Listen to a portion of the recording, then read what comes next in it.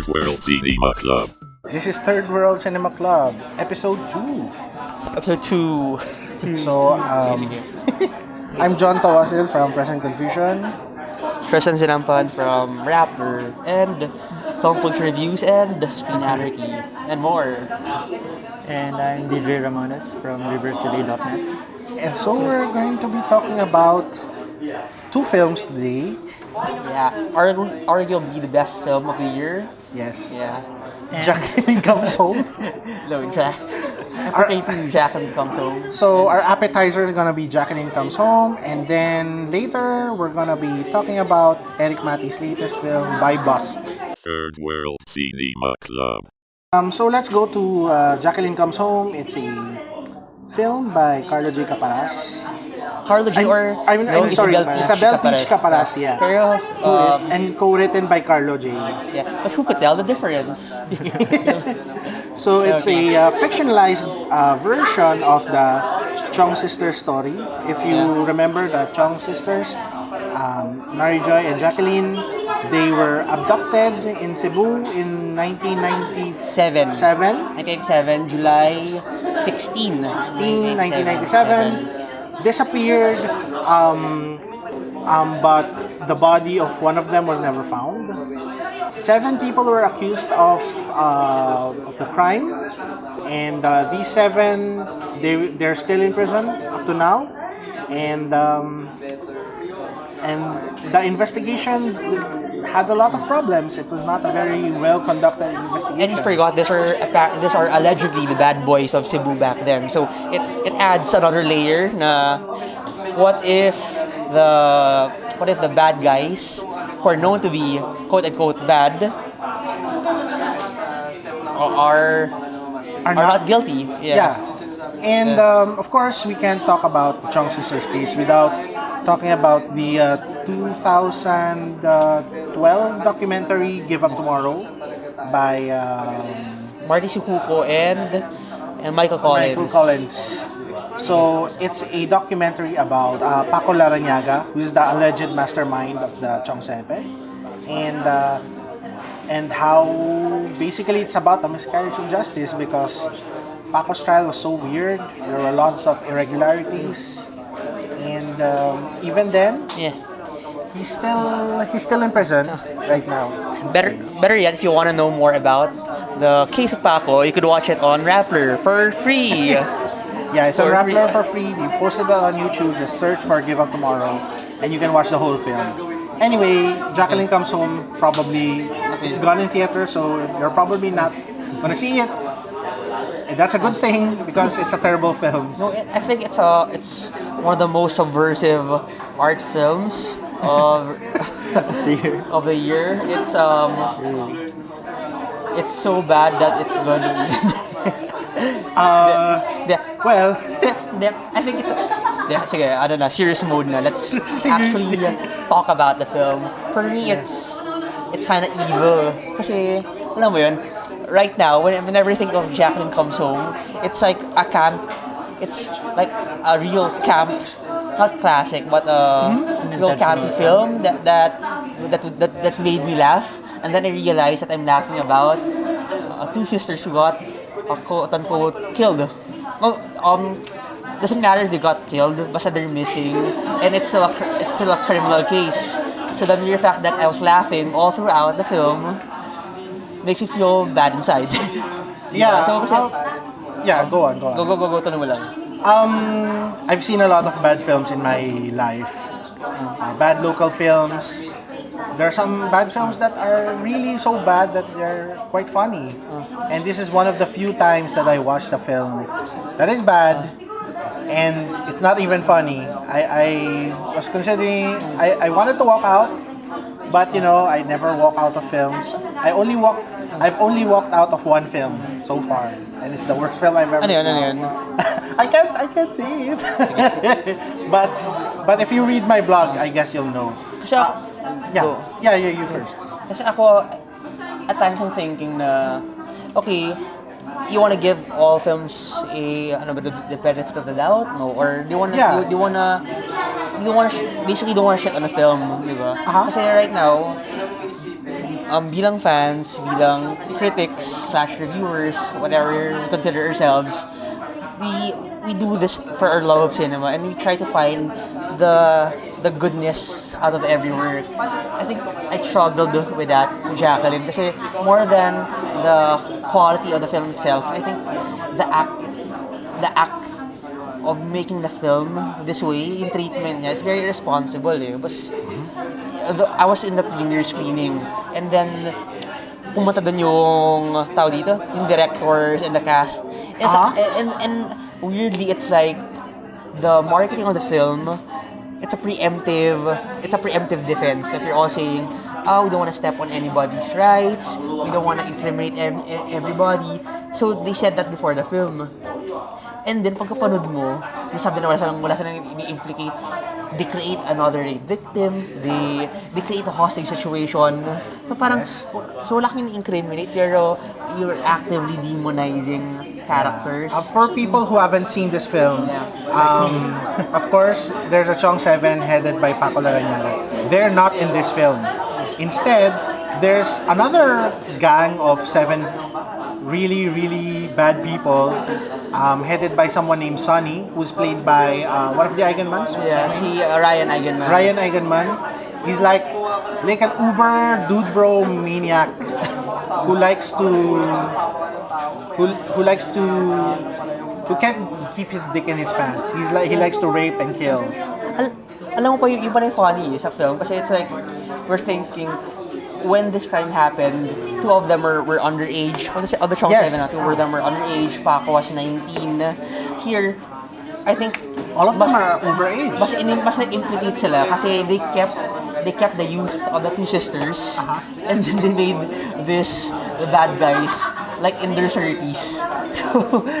So ano ba, parang it's more menacing seeing this bad guys na who talk like gangsters from 20s na, boss, ano ba boss? Gusto mo ba? Parang it's not enough for Caparazzi Company to make the act itself be bad. Yeah.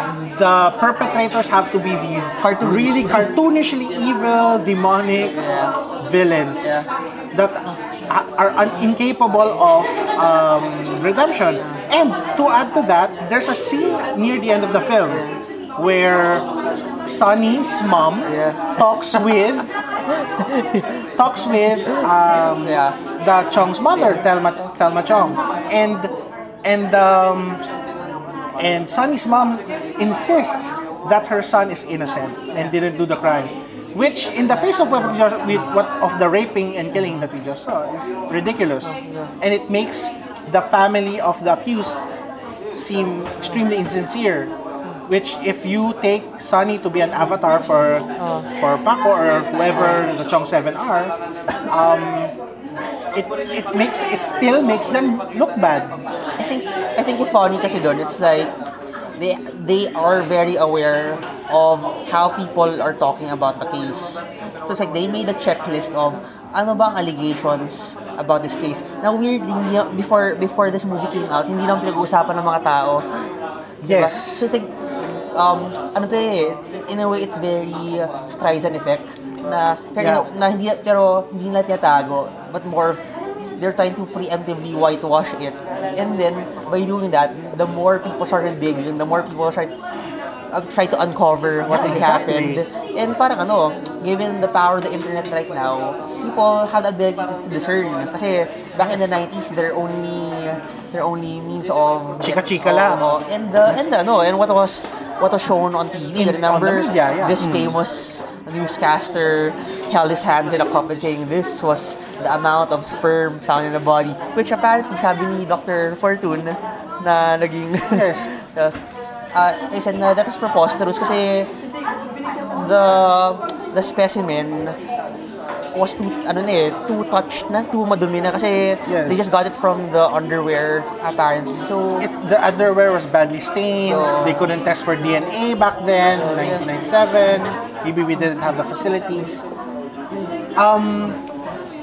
What was I going to say? Checklist. We're talking about the checklist kanina na parang aware sila of aware sila of how people are seeing the case. Yeah, this is a case that not a lot of people, About still before. remember Oo. right now. Maybe a lot of people don't know what the chong case was. I remember the chong case because I grew up, with it. I grew up with a media circus that happened in '97. But a lot of the newer generation, probably they're too young to remember. And my question is, why did they pick this particular time to make a story about Yeah. this case? Minsan naisip ko, is this a reaction to Give Up Tomorrow? Kasi maybe that's how it goes. Kasi one of the funniest and stupidest scenes of the film was that a bunch of law students who've never seen before. Yeah, who've never seen before. Start studying, and then one says, "Pare, feeling ko mali tong case na to. It's like mukhang there's something guilty." shady about this. I don't think this is enough to convict him. Mistrial na to." And then he's rebuked by his peers. Sasabihan siya na, "Ano ka ba? Don't you believe in the criminal justice system?" Yeah, we should believe in the justice system. Collective laugh. Kasi, do you think our justice system would jail someone innocent? Yeah, which is, and the ultimate irony is, Propaganda. There's a propaganda siya in a way na it is propaganda, yeah. it delves into PSA territory na it tries to lecture you, it tries to ano yun, if you remember the wartime films na kailangan the good guys are super good and God-fearing. In this film, it's And the bad guys are chunks super bad. yeah, sneering. They're puro na lang absolutely mustache. 100% guilty. Caparas is guilty of this in all of his films. Yeah. At least his contemporary films. He's horrible at characterization. And I guess since his daughter is now directing this, maybe some of the father passed on to the daughter. So his abilities. It didn't fall far from the tree. Yeah, the peach did not fall far the from peach did not fall far from the tree. fall far from the tree. And yeah, it's so ridiculous. And the irony of it is, there's one irony that I find really amusing, because Caparas paints these people as these horrible, paints the perpetrators in his crime films as these horrible killers, these demons. There's even there are lines in Jacqueline Comes Home where he compares these guys to demons. And one of his earlier films, of which he made two, it's about the Visconde massacre, in which Hubert Webb was the accused, or part of the accused in killing the Visconde girls. And as we learned over time, Hubert Webb and his accomplices were acquitted of the crime, so they're now free. So what now? Caparas's tendency to sensationalize the case and not to view the case objectively really hurts how the execution of this film ended up. And even as a true crime movie, it doesn't even work, because the best true crime like shows or works, they're about the investigation of the case. And if you look very closely at Jacqueline Come Home, there is not a single moment in which there was any substantial investigation going on. So it's all about really the perpetration of the crime. Yes, it's all about the crime. There's like an extended rape sequence. They keep cutting back It's all about flashbacks to the crime. The crime itself, but not the crime anything itself, about the administration of justice, Yeah. the proper processes. Like, the film assumes that these guys are guilty. 100%. No, there's no surprise about it. Here's the horrible thing that they did in slow motion. Is there a disclaimer Have at fun. the start of the film saying that Yeah, it's loosely Yes. inspired. loosely inspired? Loosely inspired. Very loosely inspired. Very loosely inspired.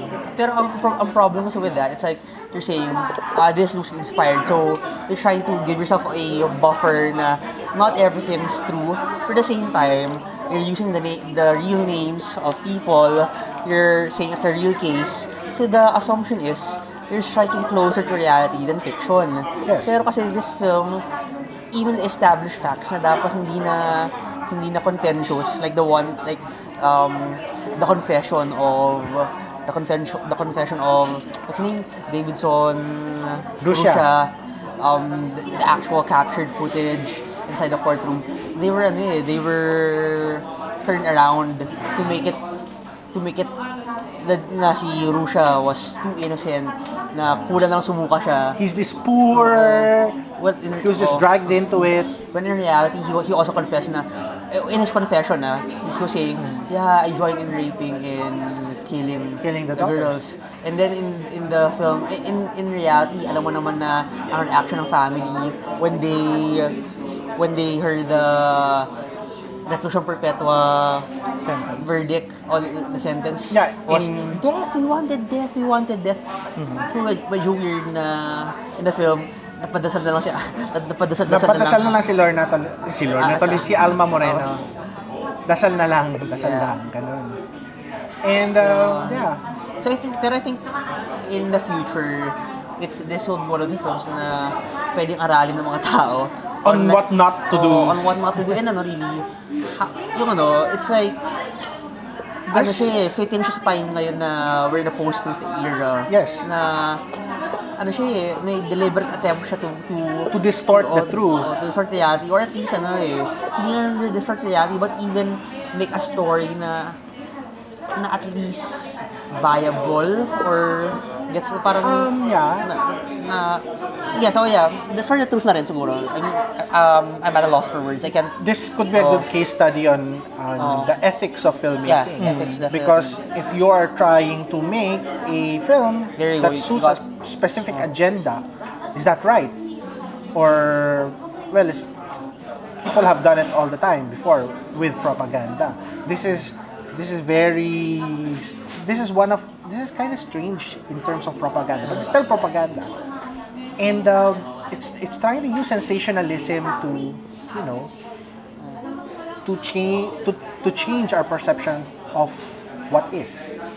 But it fails at doing that because it's such a poorly made movie. Even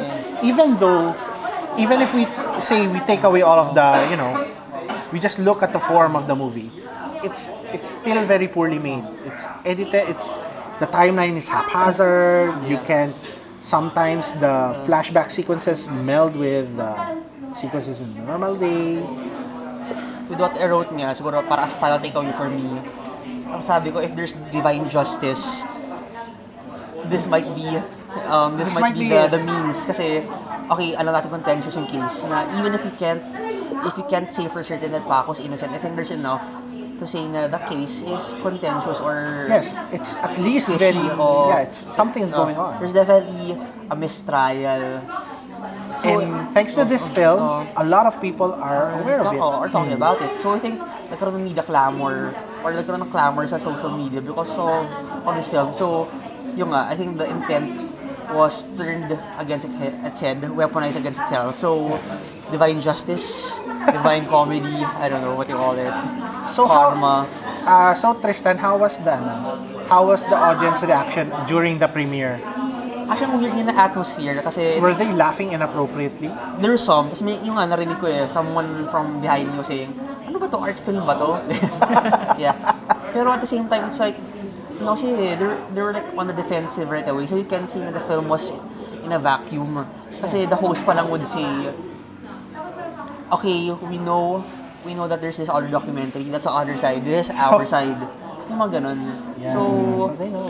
But medyo So it's their side, but it's supposed to be a fictionalization. So, diba? So kaya what are they trying to do? It's playing it safe. Convenient na. Actually, may nagsabi pa dun na we wanted to make a film that's more on the trials and tribulations that the family went through. Pero ang weird kasi parang the trials and tribulations part makes like less than a third of the movie. Kasi pwede naman din yun, if you know yung assassination ni Gianni Versace, yung bagong American crime story. Yes. The crime's only on the first episode. And the rest, it's really more of on the journey, on the life. The journey of the LGBT in the 90s. They could have done that, but if they want to really focus on the family drama. Ewan. But the family drama here is so poorly done. Yeah. So people were people laughing at moments that probably were not supposed to be funny. There were laughs, pero I don't know kasi I was sitting near the director. So, like, I think parang people were trying to control their laughs, pero rin mo pa rin. Kasi example, meron dun zombie scene.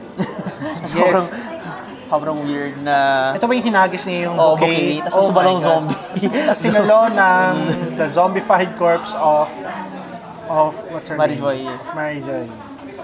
Yeah. Freaking ridiculous. Anyway, forget that film. Yeah. Let's just forget it exists. But I guess I have to thank them for bringing more awareness to the case at hand. So let's move on to our main topic of today, the main course, Buybust. So so before we start, this like conversation is gonna have a lot of spoilers. All three of us have seen the film already. Yeah. And so probably after this statement, I'll make a little warning to tell you guys that from here on in, there are gonna be spoilers.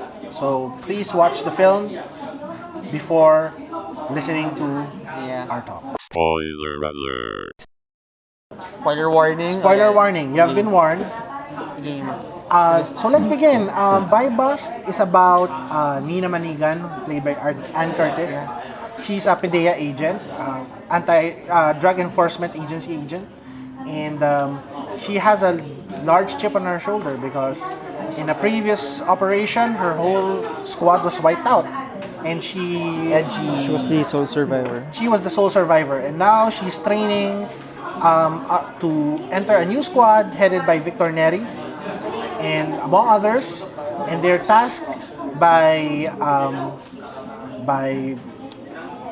big hotshot cops Alvarez and De La Cruz, Alvarez played by what's his name?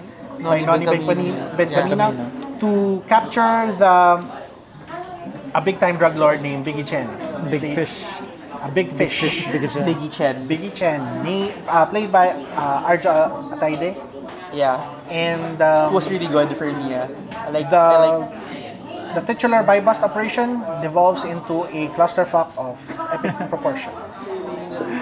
So, okay, I'll start. I guess I'll start with myself. Go. So, Buybust, I enjoyed it. I've watched it like twice now, ever since an early screening at UP, and it's a decent action film. It's not the best action film. It's a decent action film. I don't completely agree with some of the staging of the action in the early part of the film, but the later part of the film, the way the action is staged is phenomenal, especially certain sequences. Ann Curtis is great. She's convincing. She's a convincing action star. Na may And slang lang ng konti. Brandon Vere's pretty Slang. good. Yeah. And as social commentary, I think it can spur a lot of discussion. Although it's not particularly as deep as some of Matti's other films. But most of the commentary here is done through subtext, I think. But anyway, it creates a great atmosphere of tension all throughout. Actually, that's what I wanna understand from you guys about subtext. Kasi to be clear, okay, I wanted to really like the film, but it's that, there are more things that I didn't like than like. Kasi, for one, for it to be a good action film, I'm expecting good action. So, kasi gets ko naman if a film tries to makes a plot really thin to focus on good set pieces. So I'm not really trying to look for the twists and turns of a plot. Na not to say naman na meron na rin, kasi I think when the plot itself was something we've seen time and time again.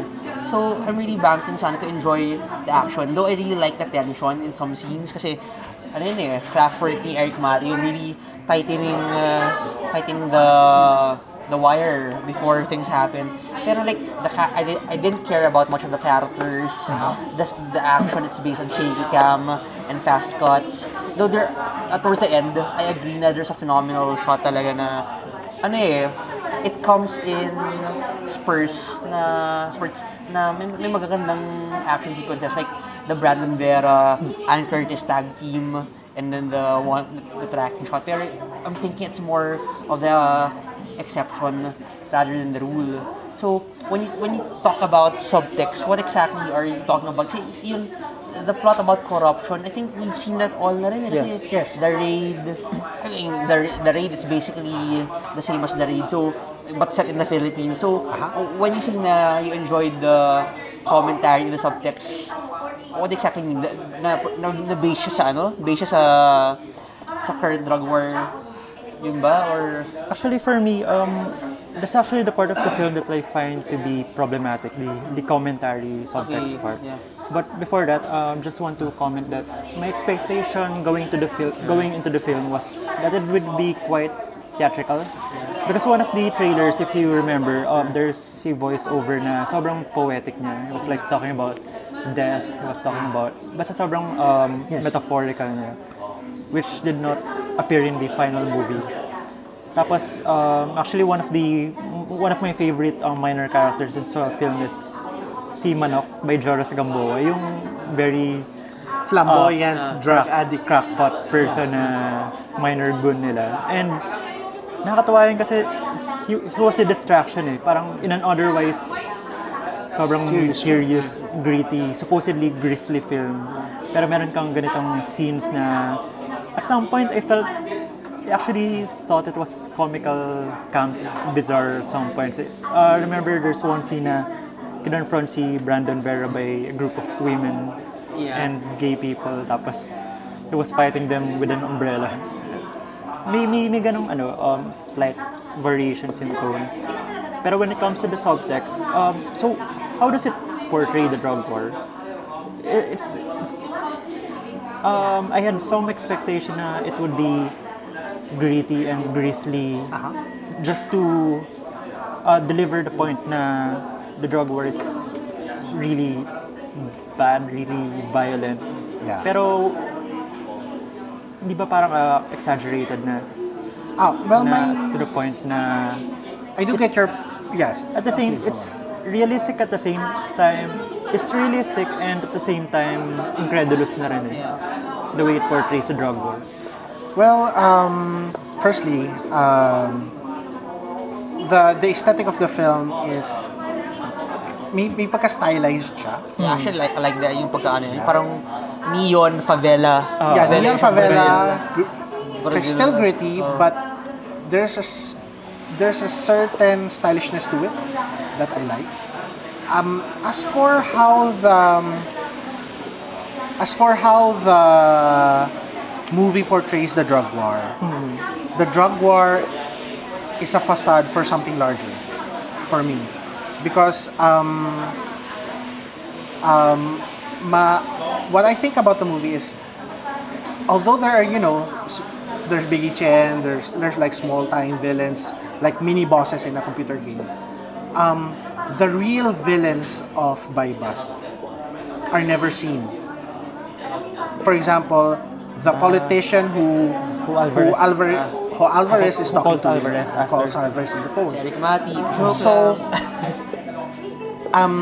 during my first viewing of the film, I found it a bit hard to sympathize with any of the characters, because all of them were just doing what they wanted to do.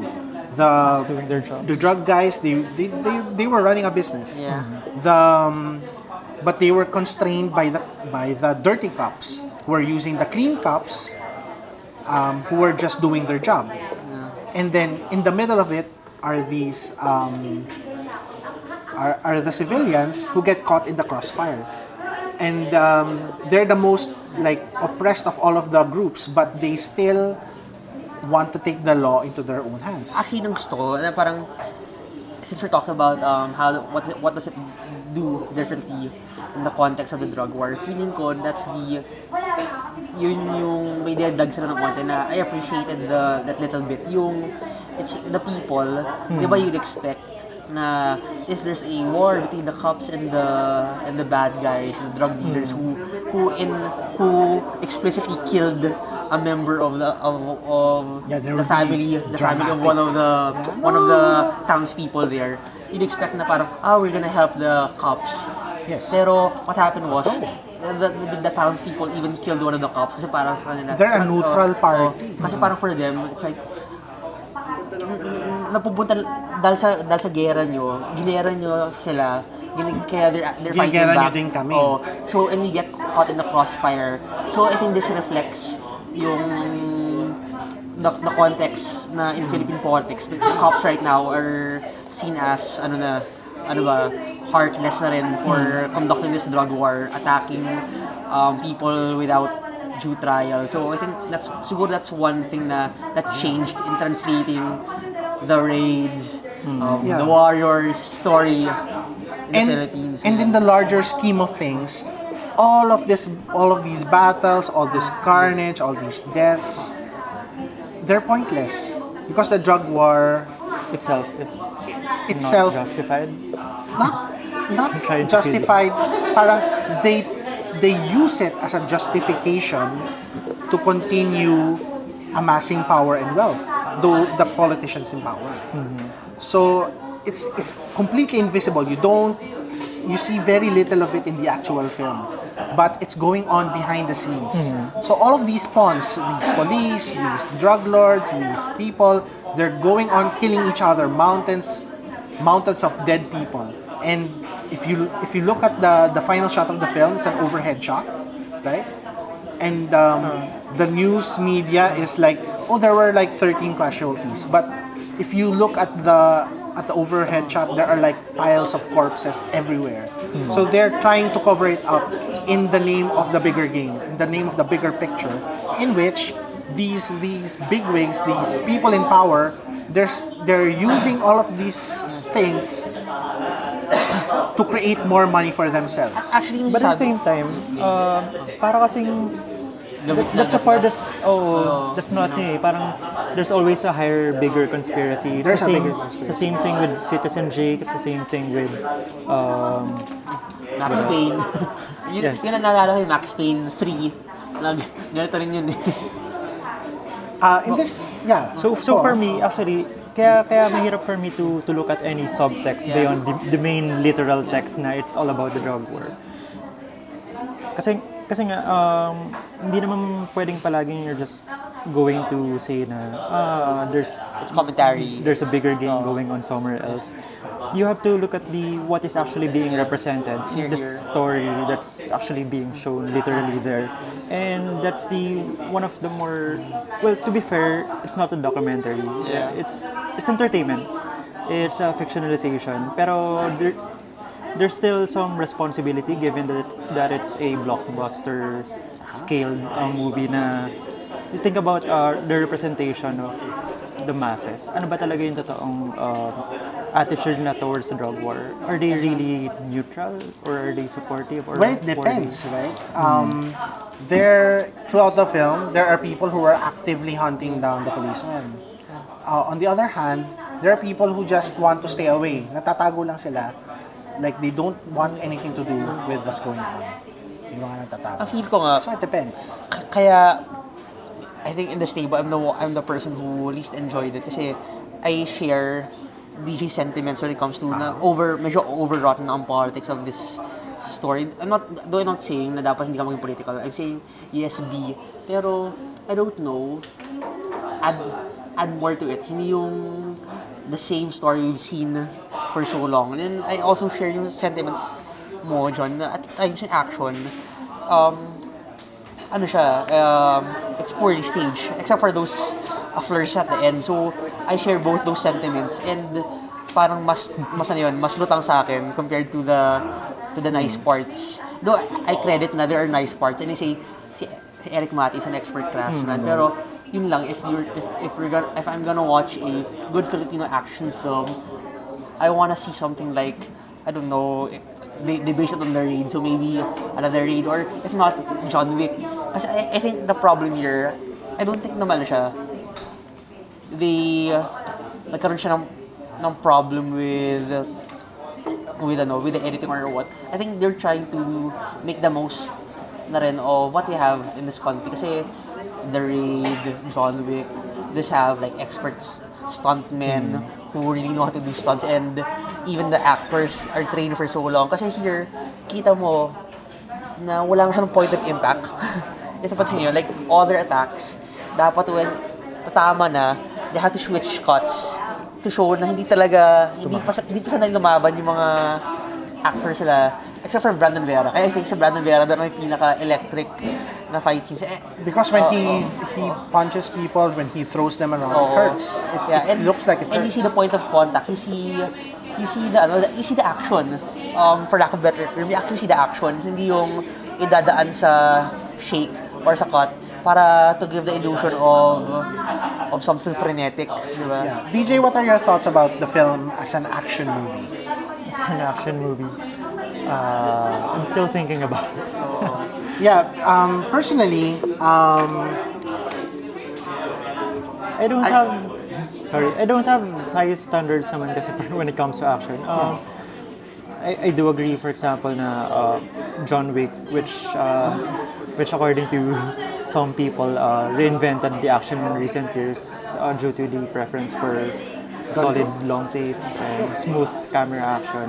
Pero for Buybust, the word I use is serviceable. It's serviceable action. And again, I focus on the theatricality of the staging of an action scene rather than the actual movement, because that's sufficient for me to enjoy something. Okay sana if remember Old Boy, si Odaisu fights sa hallway. Yeah, the hallway scene. So it's not pretty, but it's grisly na parang in a way na pagod sila. And it's one take. Yeah, it's one take. Pagod sila, and then and like, people get hurt. He's just flailing sa arms na hindi na tumatama. So I think that looks real. So maybe if I know Buybust, it's banking on theatricality. Pero if hindi kaya ng mga artista lang gumawa ng stunts and to fight like real fighters, they could have done that na. Pero do we have capable fighters capable of acting at the same time? There's a balance, diba? Gets naman. Yun ang problem. We don't have Monsieur Del Rosarios anymore, yung mga tipong magaling sa martial arts, okay naman sa acting. Wala tayong ganun eh. Unlike for example, the Raid, there's Iko Uwais. I don't know how to pronounce his name. Yeah. Sorry. There's him, and like for Hong Kong movies, there's Donnie Yen, maybe Jackie Chan if she's still doing it. Personally for me, the Raid, Buybust is an okay action film. Like I said before, the staging I don't really agree with the staging of the action in the early part, but the later part, I'm okay with. And I know there are a lot of people who've been comparing this to the Raid, the first Raid movie, and action-wise, there's not a lot. Comparison. Yeah, there's not a lot of points of comparison in terms of action going on. Kasi the Raid is good. When it comes to action. Well, I think they're both good. My favorite action movie of the past like 10 years, maybe more, is the Raid. It's the sequel to the Raid 2. And the way the Raid 2 stages action is there's like it builds up tension using like panning shots, low establishing shots, and then once the action happens, there are some cuts, but Gareth Evans uses wider shots to show the action, and it doesn't cut away when people get hurt, unless except for some cases like with the baseball bat guy or whatever. That's the operative term na you show the action. Yeah, the action. That's what I found greatly lacking. But the thing is with the Raid 2, the action takes place in large spaces like warehouses, in a prison yard, whatever. In Buybust, the spaces are very narrow. Constricted. They're constricted, they're claustrophobic. So the number of shots that you can do or the types of shots you can do, they're limited by the space. Unfortunately, like in the earlier parts of the film, nung marami pa sila, na tinanggal rin sila one by one. Wala ka pa nararamdaman. Ay, wala na pala siya. Ay, wala na pala. Survivor Philippines. It's all handheld and ang hirap kasi they keep it's edited so briskly and they keep cutting away sometimes that it's hard to know what's going on at any one time. When during the later part of the film, nung dalawa na lang sila. That's why it's better in the later. Yeah. They can. I agree with that. You can easily follow what's happening. And that's also the thing. In the Raid 2, even though there are like dozens of people, they're fighting just one guy or two guys. Actually, looking back, may two stray thoughts ako. One is that you mentioned about the supplementary characters. First, it's like, I wish they were utilized more. Kasi example, Tarek, I forgot his last name. Forgot his name. The guy with long hair, he's a comedian. So siya ba yung si Hizon? He's the guy with long hair. Hizon. With the beard. Hizon. So, he's a very funny guy. He does stand up. So, I wish they could have given him more scenes before his spoiler warning, untimely death. Para lang mas nag-resonate yun. To be fair, at least it gives more time for the main characters to shine. On the other hand, and also, like there are like small character moments, So actually, I really like his character. Na siya yung, I don't know if it's a proper analogy, pero yung parang little finger na siya yung hindi mamatay-matay na ipis. Yes. Na everyone is dying, but like there's this guy who's incompetent, who's not a fighter, but he keeps finding a way to survive. Very crafty person. Probably the Teban, the drug, the middleman. Si Alexalia. Yeah. That's what I'm talking about. That's a fascinating. I like the character na siya. Siya yung ipis na hindi mamatay-matay. May comic relief part din siya. Yeah. Yes. And he survives a good chunk of the film. Second string observation, we were talking about John Wick, and I'm thinking, okay, the current actors may not have the capabilities of like actually fighting, but gun action, parang did the film show like real good gun action? Parang hindi, no? Well, in terms of like trigger discipline and that's how PDEA agents are supposed to use guns. And, I mean, they're not gonna go gun fu Rambo on everyone. Stylish na natin enough eh. I mean, we're operating in a world na stylized na. So why can't they go full on? Parang I appreciated na the fact that that at least in this regard, in gun handling, they were realistic.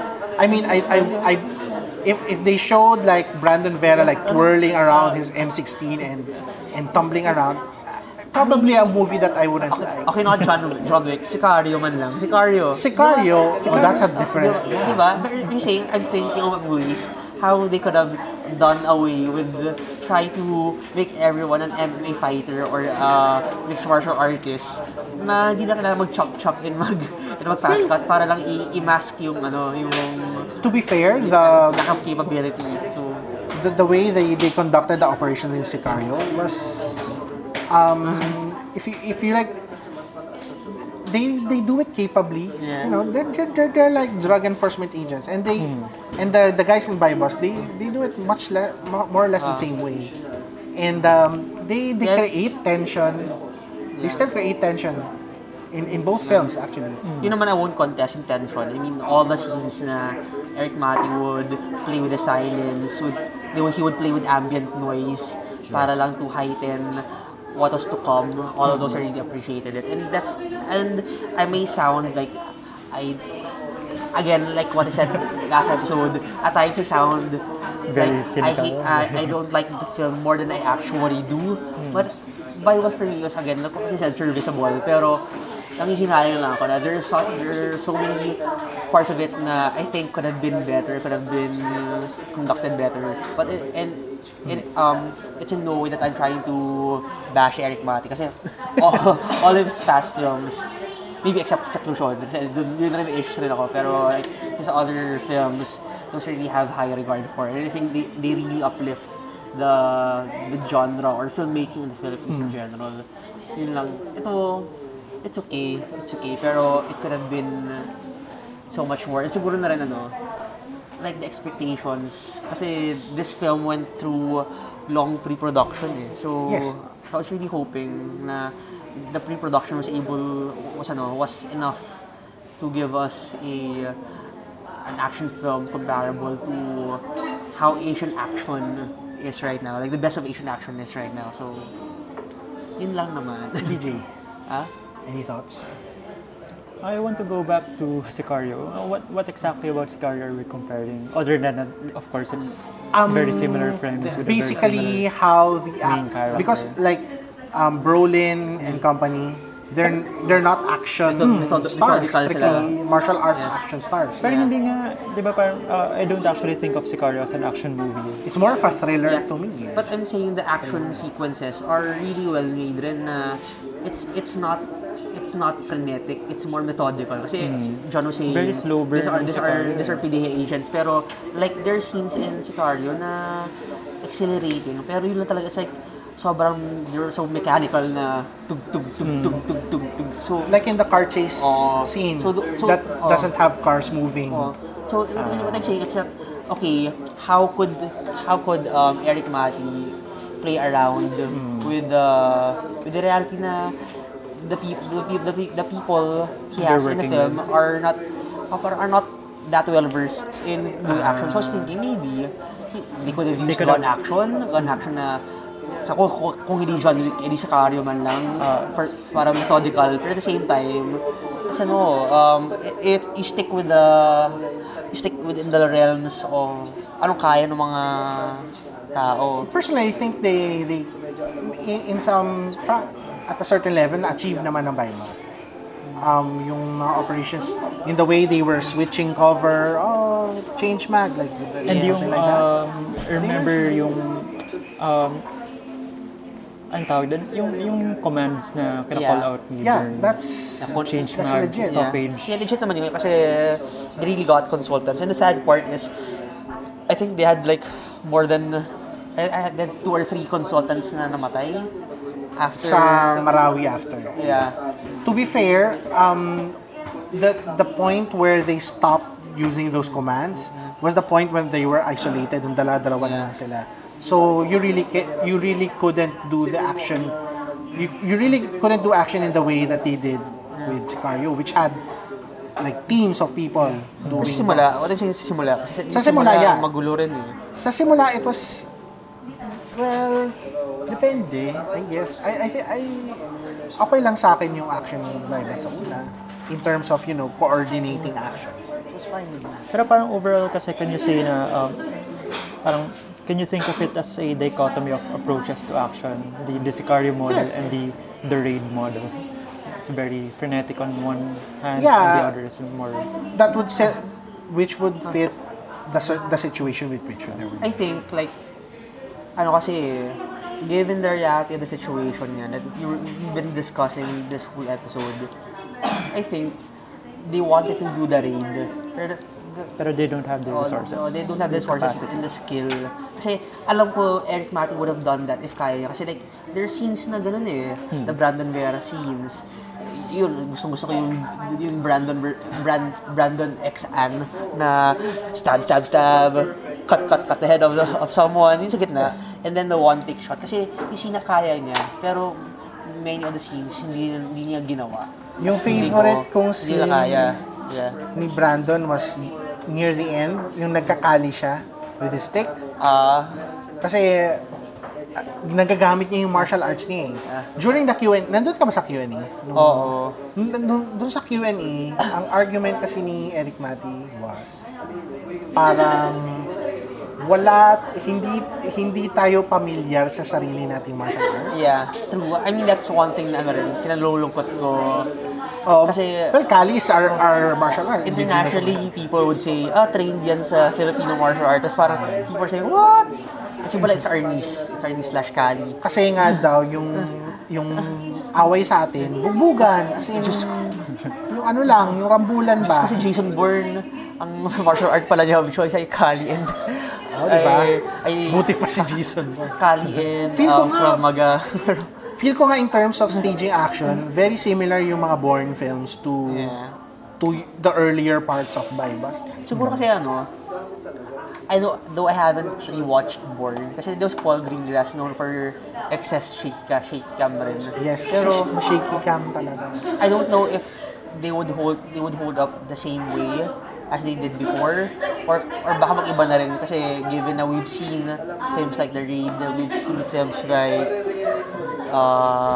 alam mo ba yung mga recent action films na okay like John Wick, we've seen sa Hong Kong, SPL, ganun.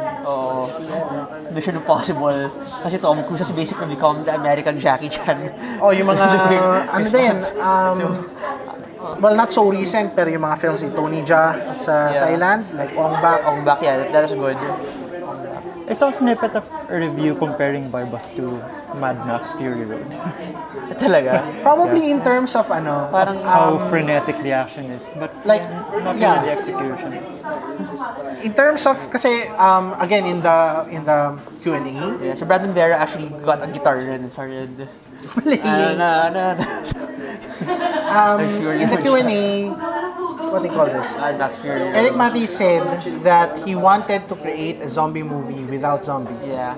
Actually, I felt that naman, na parang medyo zombie film. I felt that. I think yun yung tone na gusto niyang makuha. Kaya siguro nung una medyo magulo nung una kasi you're confused, everything's and there's so many chaotic. people na numarag. Actually, remember Train to Busan? Yes, parang biglang, there's so many people that exactly. you're gonna escape. So biglang, there are people pa rin here. There are zombie/people pa rin here. So I think in terms of structure, yung isa-isang namamatay, di ba? Parang ganun din sa Train to Busan. Yeah. So talagang may pagka-zombie movie vibe siya. Yeah. Which would probably explain some of the other ways kung bakit ganun yung staging. Saka parang they're waiting for the dawn throughout the entire movie. Yung From Dusk Till Dawn, alam niyo. Yeah. Actually, sabi ko, kasi kasama kong girlfriend ko, sabi ko, pustahan ng ending nito ay umaga na. Umaga nga, in fairness. And mag-isa na lang siya. How about the ending of the film, guys? Very Erik Matti. Very Erik Matti. Tristan, what are your thoughts on the ending of the film? Ako, okay lang. I like the ambiguity. For me, actually, it seems yung last scene with the van na it feels like na yun dun ang galing yung entire movie. Parang the twist on the phrase. There was an ending and then built up to it. And the way they played on the phrase ng laban ng suspect. And you can imagine that it was the seed for the entire story. Parang you want there to be change, but it's hard. Like, if we compare this to the ending of On the Job, where River Cruz finds the phone, is he in league with the bad guys? Is he going to rat out his same thing, same dynamic is happening at the end of this film, I think. What is she going to do afterwards? What is Manigan going to do? Is she going to be the next Judas? Is she going to, go off the grid? Speaking of Judas, there's another theme I noticed throughout the film na yung very religious allusions, di ba? Parang the name of the place, Gracia ni Maria. And then Judas, and then si Chonky, may isang scene na while he was executing the local person na sasabi niya na the blood of this person is in your hands, not mine. Para siyang naging Pontius Pilate figure. There's always that allusion to religion. Maybe Matti picked up something with, seclusion. Kasi that was very heavily religiously like infused. Did you see ba the director's cut nun? Sabi na mas maganda daw. I haven't seen the director's cut of Seclusion. Kasi ako rin for me, parang when I was watching Seclusion, I wanted to like it rin, like here, but I felt na like some scenes were cut. Like parang nagkaroon ng jumps. Akala ko yung mga sexy scenes lang yung tinanggal eh. Yung logic. Talaga ba? I don't know. Yeah, so I was thinking, So DJ, if we follow the religious like allusions, what character would be Ann Curtis? What would Ann Curtis's character be? What do you think? I'm not sure. I don't think they're actually going that way. yeah, I don't think, With Anne? I don't, yeah. They just I guess they just included that to retain the Filipino-ness of the film.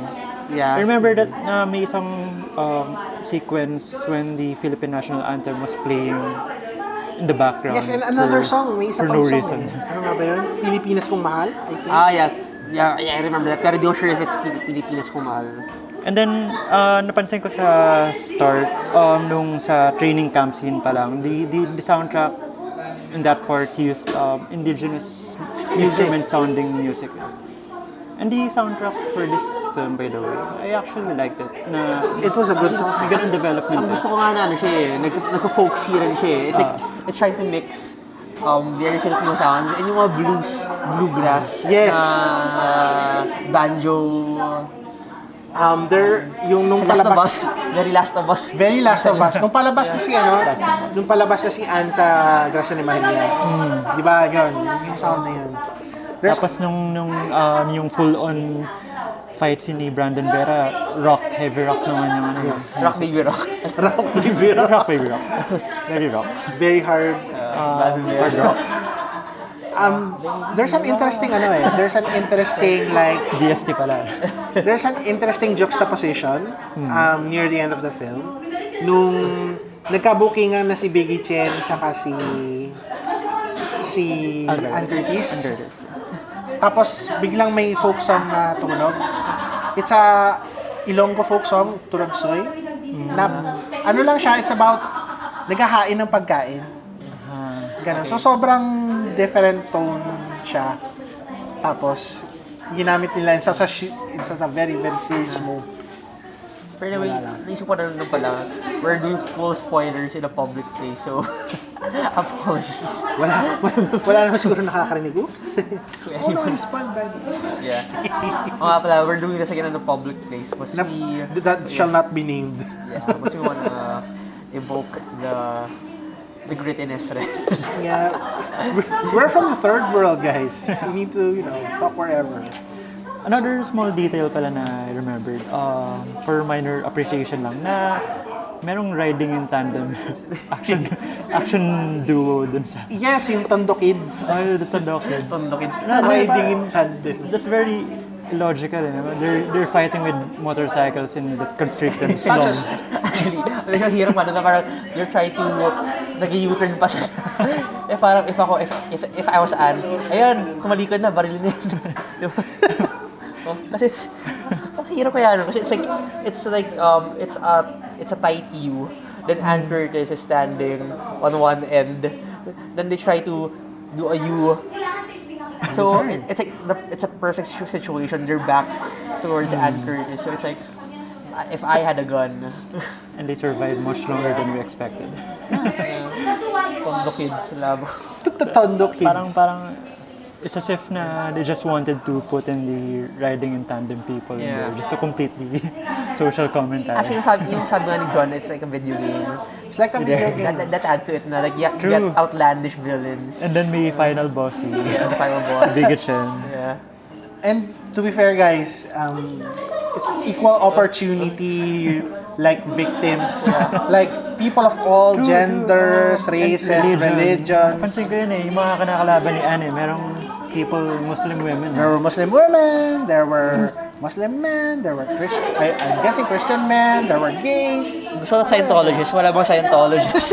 Maybe they didn't profess in the film, but who knows? Or can we name ba sex dito? And religious sex, baka next thing we know, tanggal na Baka tayo yung Apple mga kuya, Podcast. Sorry, sige, I won't name. and the composition of the team is relatively balanced. Yeshua provides. Yeshua. Yeshua provides. Cult of Yeshua. Who knows? Anything else, guys? Okay. Ano ba? So, Yeah, are you go. planning to watch anything this week? Of course, Cinemalaya.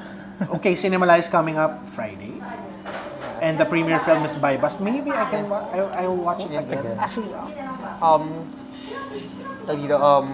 in comparison to our last episode, right now, I think I'm most excited to see Liway. Liway na nag-shift So na. you've changed your mind on Liza de Castro. Not exactly Liza, but I like the idea of it. Yeah, and ano pala, kasi I was with the director Kip nung Yeah. Oh, so it's a really personal tale. So really wanna Yeah, it wasn't, didn't I say it was like autobiographical? Pero it's biographical. Siya pa na talaga yun. Siya yung bata. Oo, kasi it's the first time to encounter him. Hindi pala first time, pero it's my first time to really like talk to Kip. Tapos parang narinig ko nga na it's really his story. So I think, di ba, minsan the best skills are those that really happen to you kasi you're able to inject the story with nuances. And he had 2 prior films to like practice the craft. So I'm expecting a refined film. And the people in his crew are really good and really helping him sa editing. I'm excited to watch it as well. Although I was recently, I'm still excited with Kuya Wes. Ako rin. Well, Kuya Wes, it will always be there. Kasi I really like yung ganun slice of life, na cute lang. Yeah, it feels like this year's Kiko Boxingero. Yeah, Yung the palate cleanser. Feeling ko nga mas okay pa sa Kiko I feel good, but I will feel miserable-ish. Kasi Kiko is it's very steady parang very plateaued emotions. Ito parang mas nagko-comedy siya. Yes, mas nag-ano siya. So it's kasi Kiko Boxingero, you can't really say it's a comedy, but it's a slice of life. It's a slice of life. Ito kasi But by the end of that slice of life, I was like sobbing in my seat. so yung like Kiko and the chanters, their emotions, they don't really reach heights and lows. Parang it's working at parang small use lang siya. Right now, you get Ogie Alcacid. So, sure kang yan. He can ham it up from time to time, like his Boondocks character, di ba? So, and sa trailer pa lang, di ba? Yung once a month lang naman ako in love. Di ba? I'm really I'm excited for that to film. see that film. Something we did not cover in the last episode, the short films. Sobrang excited akong mapanood. Finally, si Jody Lurks de la Cruz, Employee of the Month. Employee of the Month. Ako rin, I wanna see that. Pero okay lang sa akin yung Fatima Torres. That was last year, right? Space Shuttle. Yeah. So, cute na quirky, pero beyond that, okay lang. What was my favorite film from last year? What was my favorite short Ako, from Lola last year? Loleng. Oh, Lola Loleng? Yeah, kasi it's really well animated at the same time. Ang ganda na pag-deal niya with dementia nga ba? Dementia, yes. Yeah. So, among the shorts that I've seen last year, I think Lola Loleng was my favorite. One of the most successful shorts from last year was Pauwi Na. Ay, shocks. Yung The jeepney driver with the engineer's son who was a victim of I think EJK. I haven't seen that. Saan yun? yun yung sasabi na it's very amateurish. Very amateurish production, but it's but so, very effective. Yeah, I wanna see it that. punches like like Brandon Vera. I think that was the People's Choice Flat Earther Award ba winner yan? for the shorts category. So are you It punches like Brandon Vera punching you in the balls. That's how it's very emotionally resonant. There's a certain like of manipulativeness in it, pero it's so charming na you can't help but And then I'm excited to watch for the third time Babylon by Keith Babylon. Olea. What an excellent short film. Cinema, pero I've heard. It's a really great film. It's one of my favorite 27 films of any length. It's that good. Interesting. And then Well, as we were talking about earlier, Yes. John, si Astria, si Mukhang Si, Bulla. ano yan? Si Maka Astri. Makausad? Ano maka? Ano maka? At si Tambula, basta yan. May Chef Suarez. That's the other Q Cinema short film that's Yes. also reappearing.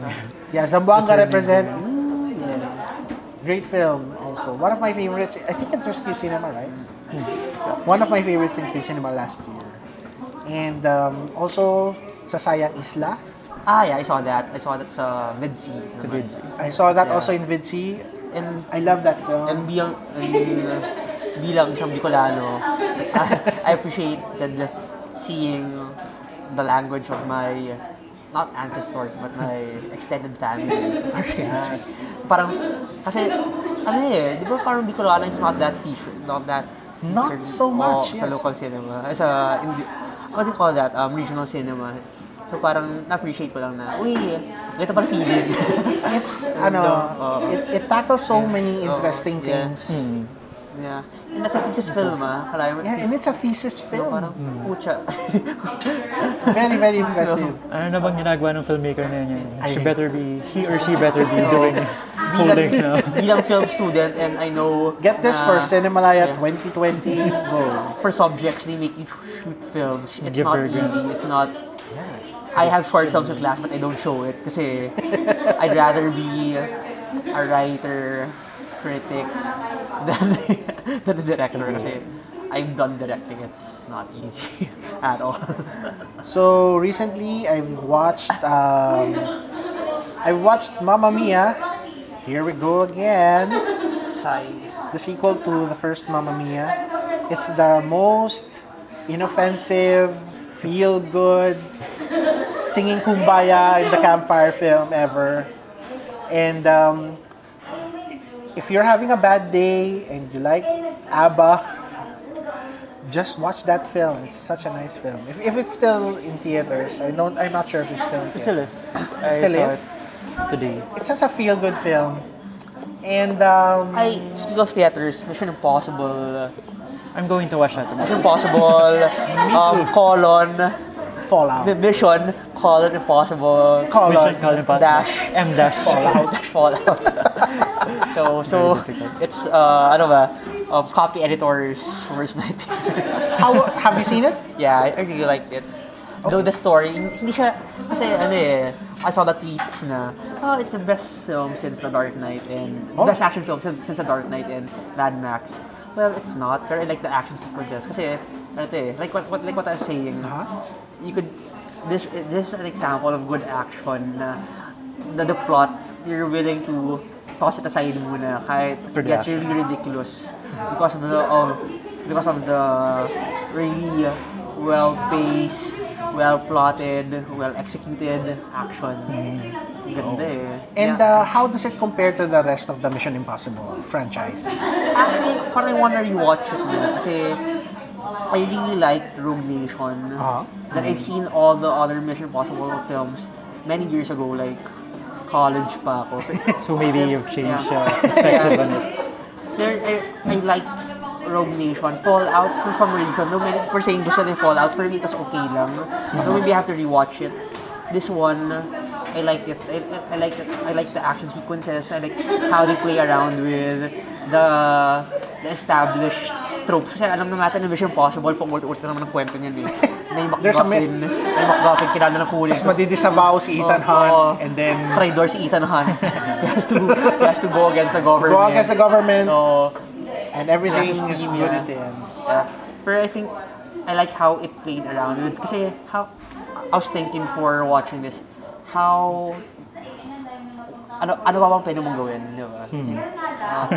But then, Usually with action yeah. films, ang mangyayari dyan, pag trilogy, it's an enlarging scope eh. Parang first film is the city is in danger, second film the country is in danger, third film the world is in danger. ito na nga, Mission Impossible in space, 2025. They're very well aware of how Sequels develop. how their sequels are, how their franchise is in general na Tom Cruise, MacGuffin, they have to find it. he gets disavowed, he gets called a traitor, and he has to do it without the help of the government and only rely on his best mates. So, photo niya, pero Superhuman. and then there are Scooby-Doo masks along the way na I'm going to watch it tomorrow. I don't know, Very excited. I like Henry Cavill here. It's like, ito pala yung kain niya. So the mustache is worth it. The mustache is worth it. Well, The fake CGI lip, I is don't it know worth how it? the mustache contributes to his character. Pero you like na, ano siya, beast mode siya. It's like, ano siya, Terminator here. Like, Excellent. you see in the trailer him gunning up. That's how he is. Really? Yung parang nag-charge siya, di ba? Yung his arms, up, down, charge. What a And beast. Henry Cavill is jacked. I Yeah. mean, he could bend me in half. That guy. It sounds so wrong. It sounds so wrong. That sounds so wrong. My favorite Mission Impossible entry ko actually is the third one. Oh, the one with J.J. Maggie Q? Abrams. J.J. Yes, Abrams. Yeah, kasi Philip J.J. Seymour. Abrams? Yeah, Philip Seymour Hoffman? Hoffman. Yeah, the one Galing. with Philip Seymour. One of the best interrogation scenes on film. Oh God, Although I saw rest it his when soul. I was still in high school, so Yeah. again, I I'm need not to sure. rewatch this series. Yeah. But that's my favorite so far. I like that better than the. No love for fourth John or Woo. fifth. John Woo and his doves. The thing that I remember most about 2 was The the doves. Limp Bizkit song. Do you Yeah. remember that? The Limp Bizkit song. Yeah, it is set an to the era tune. na kailangan extreme cover Yeah. and everything. Mission Impossible! And also, premiering this week is Harry and Patty. It's a local film about Si ano ba yan? I think si Kakay. Aaron at si Kakay. yeah. I thought they were Aaron and feuding. Kakay. I thought they were feuding. They were feuding? What? Diba? Like in real life? Is that for real? Is that for is it marketing? ba? Yung the whole, Cheese umami, with- si Kakay was saying, umamin ka na kasi, tapos biglang nagkaroon What's going on? So is one person disappointed with one of the actors? Or? yeah, I don't really know. I don't know if it's showbiz stuff. So I try to not get Watch out involved. for Third World Gossip Yeah. Club. Spin-off. We're developing a Our spin-off. spin-off podcast. But Coming yeah, soon. there's like a backstory there na they're really close and people are saying, are they together? And then all of a sudden, Kakay, I don't know, unfriends Aaron and then says, umamin ka na kasi, and now Boy Abuna is asking Whoa. Aaron to Interesting. to come out of the closet. So parang that's so weird na I don't know if that's marketing or just unethical behavior asking someone to out themselves on TV. I don't know, guys. Yeah, pero it's showbiz and I don't really care. In any case, I'm looking forward to the dynamic between this handsome guy, not so handsome girl. Like there was a film like this last year by Jason Lacsamana, I forgot the name. With Derek Tabako siya. Ramsey. Ano ka na, Kikiray. And Kiray Celis. What's Yeah. what's the name of the film? I forgot the name. He makes Love so is many Blind. films. There you Love go. is Blind. There you go. Love is Blind. He's such a prolific filmmaker. Maybe something like that. Yes, Jason Lacsamana. Oh. Yeah. Making films like Churning a Nut. Yeah, actually, next, di ba? Yung next film fest, yung Jason Lacsamana Film Festival. After Cinemalaya. after Cinemalaya. Two of his films are... The Jason Lacsamana Film Fest. Actually, just saw the trailer for The Day After Valentine's because it's screening before Buybust. Yeah. Yes. And I actually like the trailer. Yeah, it's a good trailer. And Ang issue ko naman sa mga ano ngayon, romantic films. The line. And maybe we deserve it for some other day. The trailers are manufactured to be screen capped and posted yung mga hugot na yan. So, I don't know. like Insights with Hugot Post. But I hope it's a good film. Speaking of Kakay, I just remembered what I last watched before Buybust. Yes. It's Rock of Ages. Oh, The musical. The musical. It's actually very entertaining. Yes, And I watched this a while back. And I think one of Highly the... recommended. Where was this? Was this at Pita? PETA. I think it's running exclusively at Petro Theater. Yeah. And Gerald Napoles was one of the... Yeah. That screening I saw, no, not screening, the show. The show? show I attended had Pepe Herrera in place of Gerald Napoles for that role. And in his role. it's really funny. I really wanna see your Rock of Ages, pero kasi it's in Manila. Kasi di ka nagagawin sa may... New Manila. Yeah, New Manila. I don't... Same Quezon City. Yeah. I only... Yeah, New Manila, sorry. New Manila. I should have specified it's in New Manila. So, I don't really go to anywhere far from EDSA. So okay guys, any last words? I think we've all, We'd like to thank our major sponsor. yeah, we'd like to thank our major sponsor, This venue. this venue, whatever it is. And hi to Jim Paranal, who couldn't be with us today, and Paul Castillo, as well as our co-founder, Mr. Michael Edelior, who's still studying way up somewhere in the boondocks. Way down. I mean, way down, sorry. Way down south. Way down south. So, We're back to the old country. hang in there, man. We'll see you next time, guys, at Cinemalaya. And in the meantime, you can catch our podcast on Apple Podcasts. Yeah, on iTunes or Stitcher or wherever you get your podcasts. So, SoundCloud. till then, till Cinemalaya, see you guys next time. Third World Cinema Club.